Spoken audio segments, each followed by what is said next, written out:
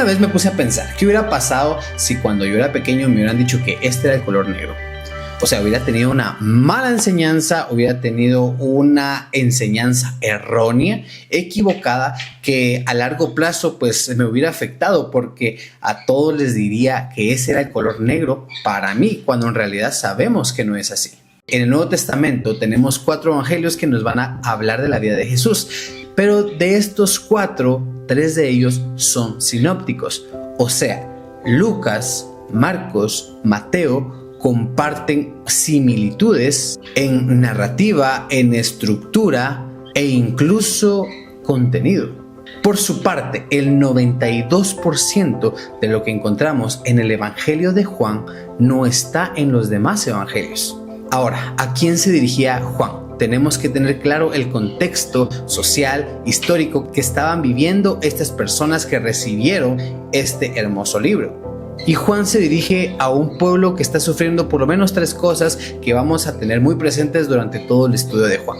Este pueblo o estas personas están sufriendo, número 1, poco compromiso espiritual. Número 2, herejías o falsas enseñanzas dentro de la iglesia. Número 3, persecución por parte del Imperio Romano. Ahora, desde este punto, comencemos nuestro estudio. Habían muchas corrientes filosóficas en ese entonces, todos con distintos puntos de vista, diferentes filosofías, inventos, ideas muy subjetivas, muy extrañas, pero Juan aprovecha ciertos significados para profundizar en quién era Jesús. Cuando inicia el capítulo 1 y el versículo 1 de Juan, nos dice que la palabra o el verbo era Dios. Lo interesante acá es de que cuando vamos a la traducción original en la que fue escrita, encontramos la palabra logos. En lugar de verbo, pues se dice entonces el logos era Dios. Y lo interesante es que había un doble significado que quería abarcar Juan. Número 1, tenemos a los judíos, que ellos entendían que logos era la palabra creadora. O sea, por eso es de que en el capítulo anterior de Inverse estudiamos justamente acerca de la creación un poco. Pero algo muy interesante está en otra corriente filosófica. Desde los presocráticos hasta el neoplatonismo, el logos resonaba en la gente como una fuerza ordenadora, trascendente, que controlaba todo el universo. Entonces Juan utiliza esta rica concepción filosófica y a la vez un poco incompleta y equivocada para explicar quién era Jesús. Lo explica como el verdadero logos, el verdadero ente poderoso que controla y da inicio al universo. Pero ahora acá viene lo interesante. En el versículo 14 es lo más hermoso que podríamos entender en el cristianismo, y es de que este logos se hizo carne y habitó entre nosotros. Entonces la gente empezó a pensar o inventarse muchas cosas filosóficas, y la pregunta seria era: ¿Jesús entonces era 100% divino o 100% humano? Entre tantas creencias que empezaron a nacer en aquel entonces, existen muchas, pero te diré al menos 2. Están los docetistas. Ellos decían que Jesús aparentaba ser humano, pero en realidad era divino. Pero esto es erróneo. También encontramos otra creencia, que eran los adopcionistas. Ellos decían que Jesús había nacido como un ser humano común y corriente, y conforme fue creciendo y fue mostrando una forma muy correcta de ser, Dios lo vio y lo adoptó hasta después para que fuera divino.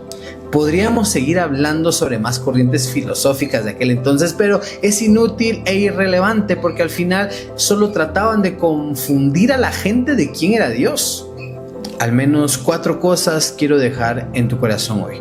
Entendamos bien la naturaleza de Cristo. Número 1. Si Jesús no hubiera sido 100% humano, entonces no hubiera valido ese sacrificio, porque era como jugar con trampa si Él era divino. Pero en realidad Él se despojó de todo, se hizo humano para que ese sacrificio contara en realidad. No podía ser un 99% humano y un 1% divino. No, Él tenía que ser como nosotros somos, 100% humanos, y así poder representarnos como humanidad en ese sacrificio en la cruz. Número 2, nos permite identificarnos con Él, porque entendemos que Él, al hacerse 100% humano, sufrió hambre, sufrió frío, sufrió vergüenza, sufrió muchas cosas que nosotros estamos sufriendo, porque Él las experimentó de manera real. Incluso en su 100% humanidad sufrió tentaciones como nosotros. Tuvo una tentación muy grande, cara a cara con el diablo mismo. Y esto me lleva al tercer punto. Él nos dio una perfecta referencia de cómo debemos de vivir. Él vino y nos dio el ejemplo. Lo vamos a leer más adelante en otro capítulo de Juan. Él dice: ejemplo os he dado para que como yo hice, ustedes también lo hagan. Entonces podemos ver que si Cristo Jesús pudo en esa tierra, nosotros también. Yo no vine a cambiarle ni un punto, ni una jota, ni una tilde, ni nada, sino vine a cumplir. O sea, Cristo es nuestro ejemplo de que sí se puede y es necesario guardar los mandamientos. Y número 4, esto nos inspira a que tengamos un gran respeto y gran solemnidad hacia Jesús, porque Él se despojó de todo, dejó su gloria por amor a ti, por amor a mí, para venir a este mundo a cargar nuestros pecados, a hacer ese sacrificio que nos tocaba a nosotros. Sufrió la peor muerte. ¿Y sabes algo? Eso lo merecíamos nosotros. Fue tratado como tú mereces, para que tú puedas ser tratado como Él merece.